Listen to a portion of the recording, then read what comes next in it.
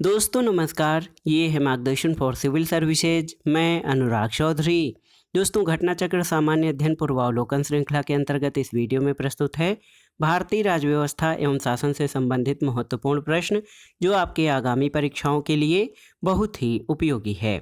इस वीडियो में हम विधानसभा एवं विधान परिषद से संबंधित महत्वपूर्ण प्रश्नों को कवर करेंगे। तो आइए शुरू करते हैं। घटना चक्र सामान्य अध्ययन पूर्वावलोकन श्रृंखला के अंतर्गत भारतीय राज्य व्यवस्था से संबंधित महत्वपूर्ण प्रश्न। पहला प्रश्न है दोस्तों, भारतीय संविधान के अनुसार राज्यों की विधायिका में शामिल है क्या? विधान परिषद एवं राज्यपाल, विधानसभा एवं विधान परिषद, विधानसभा एवं राज्यपाल, या फिर राज्यपाल, विधानसभा और विधान परिषद जहां इसका अस्तित्व है। तो इन कूटों में से इस प्रश्न का सही उत्तर चुनना है। तो सही उत्तर हो जाएगा दोस्तों विधानसभा एवं राज्यपाल तथा राज्यपाल, विधानसभा और विधान परिषद जहां इसका अस्तित्व है। 3 और 4 आपके सही हैं। ऑप्शन सी सही उत्तर हो जाएगा। कैसे? तो आप जान लीजिए। अनुच्छेद 168 के अनुसार राज्यों की विधायिका में राज्यपाल, विधानसभा और विधान परिषद जहां इसका अस्तित्व है ये शामिल होते हैं।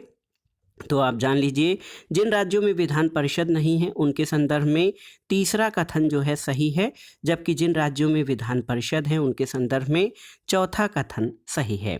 तो याद रखिएगा, जिन राज्यों में विधान परिषद नहीं है वहाँ पर राज्यों की विधायिका में विधानसभा और राज्यपाल शामिल होते हैं, जबकि जिन राज्यों में विधान परिषद है वहाँ पर विधानसभा, विधान परिषद और राज्यपाल शामिल होते हैं। अगला प्रश्न है दोस्तों, भारत में राज्य विधान पालिकाओं यानी स्टेट लेजिस्लेटिव का उच्च सदन कौन सा होता है? तो सही उत्तर है विधान पालिका परिषद। दोस्तों, विधान परिषद या विधान पालिका परिषद जो है वो राज्य विधान पालिकाओं का उच्च सदन होता है। और अनुच्छेद 168(2) के अनुसार जहां किसी राज्य के विधानमंडल के 2 सदन हैं वहां एक का नाम विधान परिषद और दूसरे का नाम विधानसभा होता है। इसमें विधान यानी विधान पालिका परिषद उच्च सदन तथा विधानसभा निचला सदन होता है। अगला प्रश्न है दोस्तों, राज्य विधान परिषद का प्रावधान भारतीय संविधान के किस अनुच्छेद में रखा गया है? तो सही उत्तर है राज्य विधान परिषद का प्रावधान दोस्तों अनुच्छेद 171 में है। राज्य विधान परिषद का प्रावधान यानी विधान परिषदों की संरचना भारतीय संविधान के अनुच्छेद 171 में है। अनुच्छेद 171(1) के अनुसार राज्य की विधान परिषद के सदस्यों की कुल संख्या उस राज्य की विधानसभा के सदस्यों की कुल संख्या के 1/3 से अधिक नहीं होगी, लेकिन किसी राज्य की विधान परिषद के सदस्यों की संख्या किसी भी दशा में 40 से कम नहीं होगी।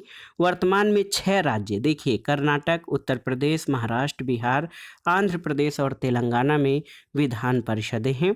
अनुच्छेद 170 में विधानसभाओं की संरचना, अनुच्छेद 172 में राज्यों के विधानमंडलों की अवधि और अनुच्छेद 173 में राज्य के विधानमंडल की सदस्यता के लिए अर्हता वर्णित है।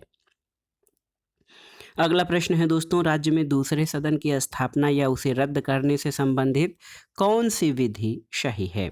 तो सही उत्तर हो जाएगा संबंधित राज्य की विधानसभा द्वारा पूर्ण बहुमत से पारित प्रस्ताव और संसद से पारित विधि के द्वारा राज्य में दूसरे सदन की स्थापना या उसके रद्द करने के लिए जो है उपबंध किया जाता है। आप जान लीजिए, संविधान के अनुच्छेद 169(1) के अनुसार राज्य में दूसरे सदन यानी विधान परिषद की स्थापना या विघटन संसद विधि के द्वारा तब कर सकती है जब संबंधित राज्य की विधानसभा इस आशय का संकल्प सदन की कुल सदस्य संख्या के बहुमत और उपस्थित तथा मत देने वाले सदस्यों के 2/3 बहुमत से पारित कर दे। तत्संबंधी विधि को संसद साधारण विधेयक की भांति सामान्य बहुमत से पारित कर सकती है और अनुच्छेद 169(3) के तहत ऐसी विधि अनुच्छेद 368 के प्रयोजनों के लिए इस संविधान का संशोधन नहीं समझी जाएगी। अगला प्रश्न है दोस्तों, निम्नलिखित में से किस विधायी सदन को समाप्त किया जा सकता है? राज्यसभा, विधानसभा, लोकसभा या विधान परिषद? तो सही उत्तर है विधान परिषद को दोस्तों समाप्त भी किया जा सकता है। अगला प्रश्न है, भारत के किसी राज्य में विधान परिषद का सृजन अथवा उसकी समाप्ति की जा सकती है, कैसे? आपको बताना है।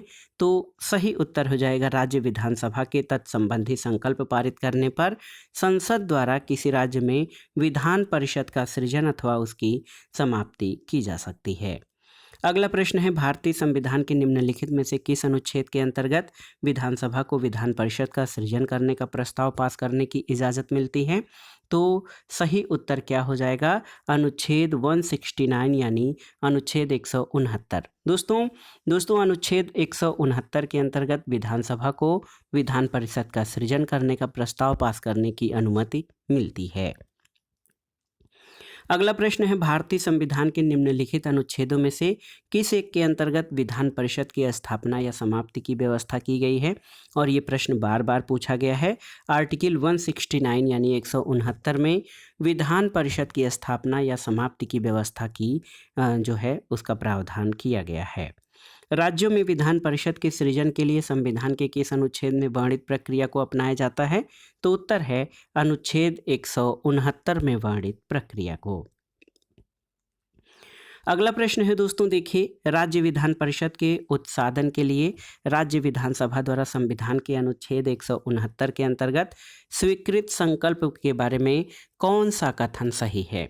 तो इसमें दोस्तों राज्य विधान परिषद के उत्साधन के लिए जो है सही उत्तर इसमें से हो जाएगा, केंद्र सरकार पर कोई बाध्यता आरोपित नहीं करता कि वह संसद में विधि निर्माण हेतु कार्रवाई करे। तो सही उत्तर ऑप्शन बी हो जाएगा। और आप जान लीजिए, राज्य विधान परिषद के उत्साधन के लिए राज्य विधानसभा द्वारा संविधान के अनुच्छेद 169 के अंतर्गत स्वीकृत संकल्प केंद्र सरकार पर कोई बाध्यता आरोपित नहीं करता कि वह संसद में तत्संबंधी विधि निर्माण के लिए कार्रवाई करे। अगला प्रश्न है, निम्नलिखित कथनों पर विचार कीजिए। पहला कथन है कि भारत में किसी राज्य की विधान परिषद आकार में उस राज्य की विधानसभा के आधे से अधिक बड़ी हो सकती है। दूसरा है, किसी राज्य का राज्यपाल उस राज्य की विधान परिषद के सभापति को नाम निर्देशित करता है। तो सही उत्तर क्या हो जाएगा? दोस्तों न तो एक न तो दो, दोनों ही कथन आपके सही नहीं हैं, क्योंकि आप जानते हैं अनुच्छेद 171 के अनुसार विधान परिषद की सदस्य संख्या उस राज्य की विधानसभा के सदस्यों की कुल संख्या के 1/3 से अधिक नहीं होगी, लेकिन किसी भी दशा में 40 से कम नहीं होगी। और अनुच्छेद 182 के अनुसार विधान परिषद के सभापति और उपसभापति का निर्वाचन विधान परिषद के द्वारा किया जाता है। दोनों ही कथन आपके गलत हैं। अगला प्रश्न है दोस्तों, उत्तर प्रदेश की विधान परिषद में राज्यपाल द्वारा कितने सदस्यों को मनोनीत किया जाता है? तो उत्तर है कुल सदस्यों का 1/10। दोस्तों संविधान के अनुच्छेद 171(3) के तहत जब तक संसद विधि द्वारा अन्यथा उपबंध न करे, विधान परिषद में कुल सदस्य संख्या के यथासाक्य निकटतम 5/6 सदस्यों का निर्वाचन होने तथा शेष सदस्यों को राज्यपाल द्वारा साहित्य, विज्ञान, कला, सहकारी आंदोलन और सामाजिक सेवा के क्षेत्र में व्यवहारिक अनुभव रखने वाले व्यक्तियों में से मनोनीत किए जाने का प्रावधान है। राज्यों में विधान परिषदों की वर्तमान संरचना अनुच्छेद 171(2) के तहत संसद द्वारा बनाई गई विधि यानी लोक प्रतिनिधित्व अधिनियम 1950 और धारा 10 तथा अनुसूची 3 के प्रावधानों के अनुरूप किया गया है। और इसी के तहत अविभाजित उत्तर प्रदेश की विधान परिषद के कुल 108 सदस्यों में से 12 सदस्य यानी 1/9 भाग राज्यपाल द्वारा मनोनीत किए जाते थे। विभाजन के बाद उत्तर प्रदेश पुनर्गठन अधिनियम 2000 जो कि 2004 में यथा संशोधित हुई, उसके द्वारा लोक प्रतिनिधित्व अधिनियम 1950 की अनुसूची 3 में हुए संशोधन के तहत वर्तमान में उत्तर प्रदेश की विधान परिषद के कुल 100 सदस्यों में से 10 सदस्यों यानी 1/10 भाग को राज्यपाल के द्वारा मनोनीत किया जाता है। उत्तर प्रदेश विधान परिषद की कुल सदस्य संख्या 100 के गठन का वर्तमान स्वरूप विधानसभा निर्वाचन क्षेत्र से 38, स्थानीय निकाय क्षेत्र से 36, शिक्षक निर्वाचन क्षेत्र से 8, स्नातक निर्वाचन क्षेत्र से 10 और मनोनीत जो हैं वो कुल 10। इस प्रकार कुल 100 विधान परिषद सदस्य हैं। अगला प्रश्न है दोस्तों, विधान परिषद में मनोनीत सदस्यों की संख्या कितनी होती है? तो सही उत्तर है विधान परिषद में मनोनीत सदस्यों की संख्या आप जान लीजिए, वर्तमान में उत्तर प्रदेश की विधान परिषद के कुल 100 सदस्यों में से 10 सदस्य यानी 1/10 भाग जो हैं वो मनोनीत किए जाते हैं। तो ऑप्शन डी आपका सही उत्तर हो जाएगा, उपर्युक्त में से कोई नहीं। अगला प्रश्न है दोस्तों, राज्य विधान परिषद के विषय में क्या सही है आपको बताना है। तो यहाँ पर आपको बताना है इसका कार्यकाल 6 वर्ष है, यह एक अस्थायी सदन है, यह भंग नहीं किया जा सकता है, 1/6 सदस्य स्थानीय संस्थाओं द्वारा निर्वाचित होते हैं। 1/6 सदस्य विधानसभा द्वारा निर्वाचित होते हैं। प्रति दूसरे वर्ष इसके 1/3 सदस्य सेवानिवृत्त हो जाते हैं। उपराज्यपाल सदन का सभापति होता है और इसके सदस्यों का कार्यकाल 6 वर्ष होता है। तो इसमें से कौन से कथन आपके सही हैं? आप देख सकते हैं दोस्तों, 2, 3, 6 और 8, 2, 3, 6 और 8 जो हैं इसमें सही कथन हैं। आइए देखते हैं 2, 3, 6 और 8। तो आप जानते हैं दोस्तों, राज्यसभा की तरह विधान परिषद भी एक अस्थायी सदन है, इसे भंग नहीं किया जा सकता।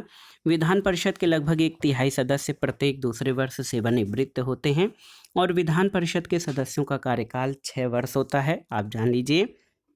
और विधान परिषद में अधिकतम सदस्य संख्या विधानसभा की 1/3 और न्यूनतम 40 हो सकती है।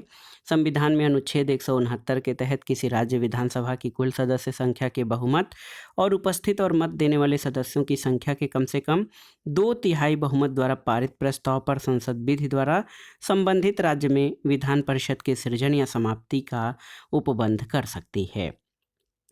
और आप जानते हैं, अनुच्छेद 171(3) के प्रावधानों के तहत विधान परिषद की संरचना इस प्रकार की गई है कि निकटतम 1/3 सदस्य स्थानीय निकायों द्वारा चुने जाएंगे।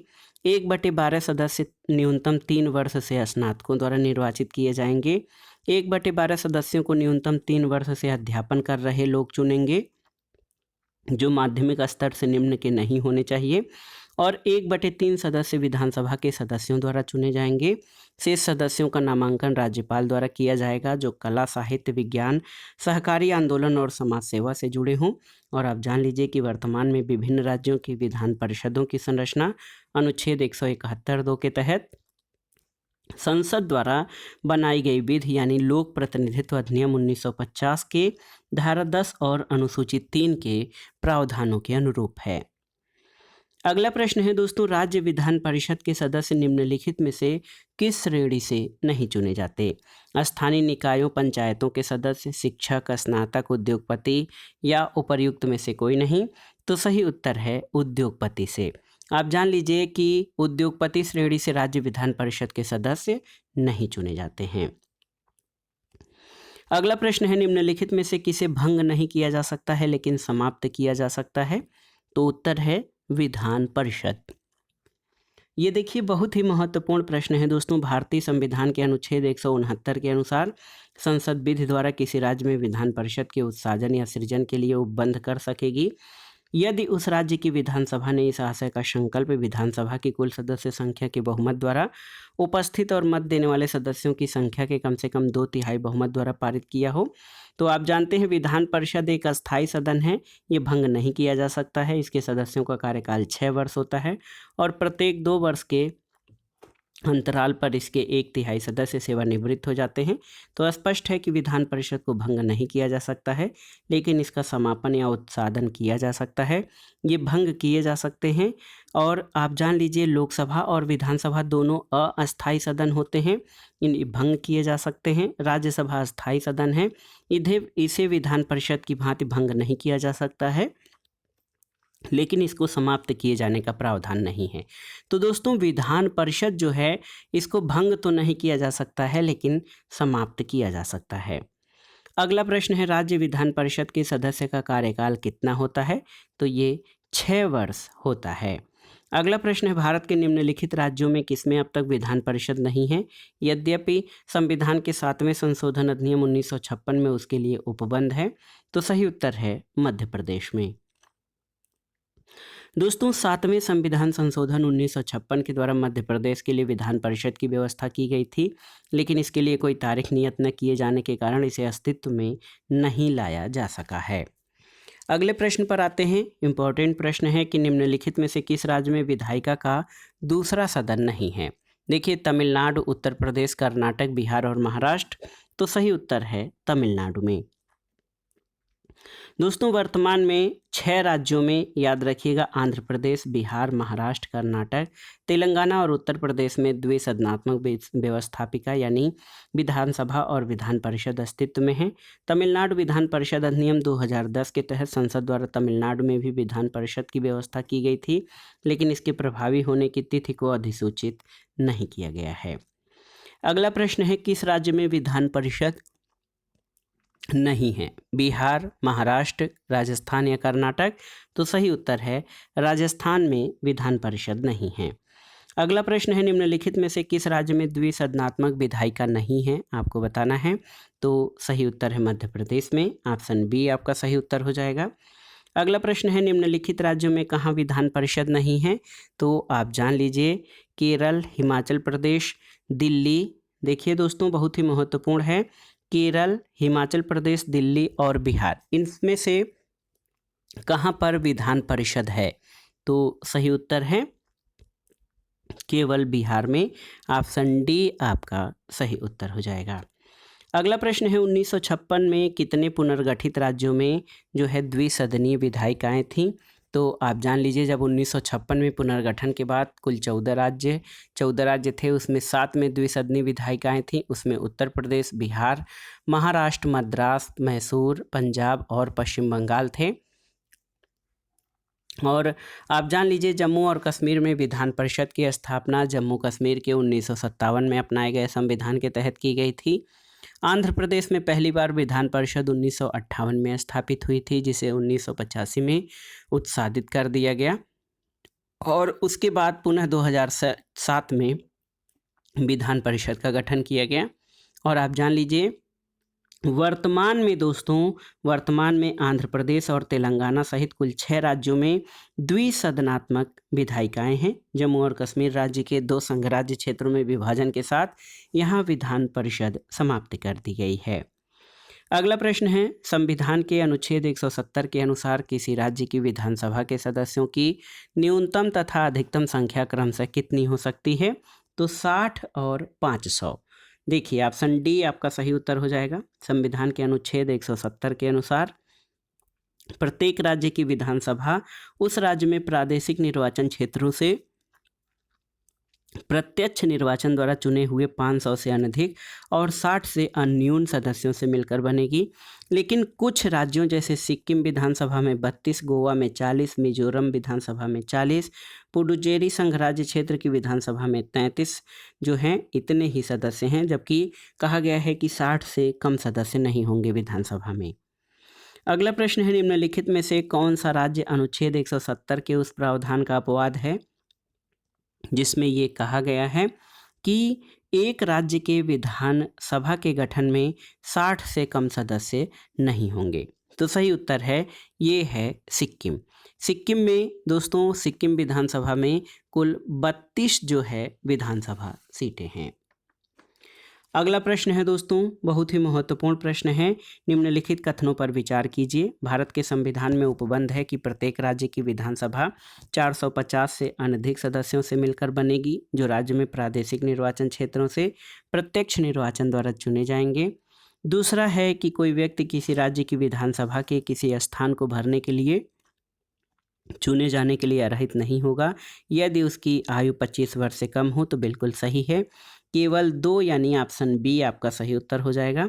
और आप जान लीजिए दोस्तों, संविधान के अनुच्छेद 170(1) के प्रावधान के अनुसार प्रत्येक राज्य की विधानसभा उस राज्य में प्रादेशिक निर्वाचन क्षेत्रों से प्रत्यक्ष निर्वाचन द्वारा चुने गए 500 से अनधिक और 60 से अन्यून सदस्यों से मिलकर बनेगी। पहला कथन आपका गलत हो जाएगा, लेकिन अनुच्छेद 173(ख) के तहत राज्य विधानसभा के किसी स्थान को भरने के लिए चुने जाने के लिए न्यूनतम 25 वर्ष से कम आयु नहीं होनी चाहिए। तो कथन 2 आपका सही है। अगला है, भारत के किसी राज्य की विधानसभा में अधिकतम कितने सदस्य हो सकते हैं? तो उत्तर है 500 सदस्य हो सकते हैं अधिकतम। भारतीय संविधान के निम्नांकित अनुच्छेदों में से कौन राज्य की विधानसभाओं के निर्वाचन का प्रावधान प्रस्तुत करता है? तो सही उत्तर है अनुच्छेद 170, ऑप्शन ए हो जाएगा। दोस्तों, विधानसभा के सदस्यों के लिए न्यूनतम आयु क्या विहित की गई है? तो याद रखिएगा 25 वर्ष, ऑप्शन बी आपका सही उत्तर हो जाएगा। अगला प्रश्न है दोस्तों, राज्य विधानसभाओं में आंग्ल भारतीय समुदाय के लिए प्रतिनिधित्व का प्रावधान भारत के संविधान के किस अनुच्छेद के तहत किया गया है? तो सही उत्तर हो जाएगा दोस्तों, जब ये प्रश्न पूछा गया था तो उस समय संविधान के अनुच्छेद 333 के अनुसार राज्य के राज्यपाल के विचार में उस विधानसभा में आंग्ल भारतीय समुदाय का प्रतिनिधित्व आवश्यक है, और यदि उसका प्रतिनिधित्व नहीं है तो विधानसभा में उस समुदाय का एक सदस्य नाम निर्देशित कर सकता था। लेकिन आप जान लीजिए अब क्या स्थिति है। आप जान लीजिए 104वें संविधान संशोधन अधिनियम 104वें संविधान संशोधन अधिनियम 2019 के द्वारा इस अवधि को आगे न बढ़ाते हुए इसे निष्प्रभावी कर दिया गया है। अगला प्रश्न है, किस राज्य की विधानसभा की सर्वाधिक सदस्य संख्या है? देखिए, आंध्र प्रदेश, पश्चिम बंगाल, महाराष्ट्र और उत्तर प्रदेश। तो उत्तर प्रदेश है तो विधान परिषद की और विधानसभा की दोनों की संख्या सर्वाधिक है। भारत के सभी राज्यों में विधानसभा के सदस्यों की सर्वाधिक संख्या उत्तर प्रदेश में 403 है। अगला प्रश्न है, निम्नलिखित भारतीय राज्यों में किसकी राज्य विधानसभा में सदस्यों की संख्या अधिक है? आपको बताना है। अरुणाचल प्रदेश, हिमाचल प्रदेश, मणिपुर, मेघालय। तो सही उत्तर है हिमाचल प्रदेश। दोस्तों आप जान लीजिए विकल्पों में अरुणाचल प्रदेश में 60, मेघालय में 60, मणिपुर में 60 ये विधानसभा सदस्यों की संख्या एक समान है, जबकि हिमाचल प्रदेश में विधानसभा सदस्यों की संख्या 68 है। तो सही उत्तर ऑप्शन बी हो जाएगा। अगला प्रश्न है दोस्तों, देखिए, निम्नलिखित युग्मों में से कौन सा एक सही सुमेलित नहीं है? आपको बताना है। गोवा में 40 सीटें बिल्कुल सही, उत्तराखंड में 70, मणिपुर में 62। तो मणिपुर में 62 नहीं, केवल 60 विधानसभा सीटें हैं। उत्तर प्रदेश में 403। तो ऑप्शन सी आपका सही सुमेलित नहीं है। अगला प्रश्न है दोस्तों, जम्मू और कश्मीर राज्य के विभाजन के बाद बने केंद्र शासित प्रदेश की अपनी कोई विधायिका नहीं है। तो किसकी? सही उत्तर है लद्दाख की। आप जान लीजिए दोस्तों कि जम्मू और कश्मीर पुनर्गठन अधिनियम 2019 के माध्यम से जम्मू और कश्मीर राज्य को दो अलग केंद्र शासित प्रदेशों जम्मू और कश्मीर तथा लद्दाख में विभाजित किया गया है, जिसमें से लद्दाख के पास अपनी कोई विधायिका नहीं है, जबकि जम्मू और कश्मीर के लिए विधानसभा का प्रावधान किया गया है। अगला प्रश्न है, राज्य विधानसभा के निर्वाचन का संचालन कौन करता है? तो सही उत्तर है राज्य विधानसभा के निर्वाचन का संचालन भारत का निर्वाचन आयोग करता है। ऑप्शन सी इस प्रश्न का सही उत्तर हो जाएगा। अगला प्रश्न है, निम्नलिखित में से कौन एक राज्य के विधानमंडल के किसी सदस्य की निर्भरता संबंधी किसी प्रश्न का विनिश्चय करने के लिए अंतिम सत्ता है? तो सही उत्तर है राज्यपाल। याद रखिएगा दोस्तों, किसी राज्य के विधानमंडल के सदस्य के निर्भरता या डिस्क्वालिफिकेशन से संबंधित किसी प्रश्न का विनिश्चय करने के लिए अंतिम सत्ता राज्यपाल होता है। अगला प्रश्न है दोस्तों, विधानसभा के सदस्यों की निर्भरताओं से संबंधित प्रश्नों पर अंतिम विनिश्चय किसके द्वारा किया जाता है? तो उत्तर है राज्यपाल के द्वारा। अगला प्रश्न है, यदि किसी राज्य की विधानसभा का सदस्य या स्पीकर पद त्यागना चाहे तो उसे अपना त्यागपत्र किसे देना चाहिए? तो उत्तर है डिप्टी स्पीकर यानी उपाध्यक्ष को। और आप जान लीजिए संविधान के अनुच्छेद 179 ख के अनुसार विधानसभा अध्यक्ष अपना पद विधानसभा उपाध्यक्ष को संबोधित अपने हस्ताक्षर सहित लेख के द्वारा त्याग सकेगा, और उपाध्यक्ष अपना पद अध्यक्ष को संबोधित अपने हस्ताक्षर सहित लेख के द्वारा त्याग कर सकेगा। अगला प्रश्न है, निम्नलिखित कथनों पर विचार कीजिए दोस्तों। विधानसभा का या विधानसभा के अध्यक्ष यदि विधानसभा का सदस्य नहीं रहता है तो वो अपना पद रिक्त कर देगा, बिल्कुल सही है। और जब कभी विधानसभा का विघटन किया जाता है तो अध्यक्ष अपने पद को तुरंत रिक्त कर देगा, ये सही नहीं है। तो केवल और केवल कथन एक आपका सही है। और आप जान लीजिए दोस्तों, आप देखिए बहुत ही महत्वपूर्ण है कि कथन एक सही है, कथन दो सही नहीं है, क्योंकि संविधान के अनुच्छेद 179 के खंड क के अनुसार विधानसभा का अध्यक्ष या उपाध्यक्ष के रूप में पद धारण करने वाला सदस्य यदि विधानसभा का सदस्य नहीं रहता तो वो अपना पद रिक्त कर देगा। कथन दो सही नहीं है, क्योंकि अनुच्छेद 179 के दूसरे परंतु के अनुसार जब कभी भी विधानसभा का विघटन किया जाता है तो विघटन के पश्चात होने वाले पुनः निर्वाचित विधानसभा के प्रथम अधिवेशन के ठीक पहले तक अध्यक्ष अपने पद को रिक्त नहीं करता है। अगला प्रश्न और आज के वीडियो का आखिरी प्रश्न है कि विधानसभा के विघटन के बाद भी उसका अध्यक्ष या स्पीकर पद पर बना रहता है। तो उत्तर है विधानसभा के विघटन के बाद गठित विधानसभा की पहली बैठक के ठीक पूर्व तक दोस्तों विधानसभा के विघटन के बाद भी स्पीकर अपने पद पर बना रहता है। ऑप्शन ए आपका सही उत्तर है। तो दोस्तों ये था आज का वीडियो घटना चक्र सामान्य अध्ययन पूर्वावलोकन श्रृंखला के अंतर्गत सभी परीक्षाओं के लिए भारतीय शासन और राज्य व्यवस्था से संबंधित महत्वपूर्ण प्रश्न। और ये प्रश्न आपके आगामी परीक्षाओं जैसे यूपीपीसीएस प्रारंभिक परीक्षा, आरओ यानी समीक्षा अधिकारी, सहायक समीक्षा अधिकारी तथा अन्य राज्य लोक सेवा आयोगों जैसे उत्तराखंड, बिहार, राजस्थान, छत्तीसगढ़, मध्य प्रदेश आदि के द्वारा आयोजित परीक्षाओं के लिए बहुत ही उपयोगी है। आप इन प्रश्नों को तैयार कर लीजिएगा। दोस्तों वीडियो आपको कैसा लगा हमें कमेंट बॉक्स में ज़रूर बताइएगा। वीडियो को लाइक करें, शेयर करें और इस चैनल मार्गदर्शन फॉर सिविल सर्विसेज को सब्सक्राइब करें। वीडियो देखने के लिए धन्यवाद दोस्तों। नमस्कार।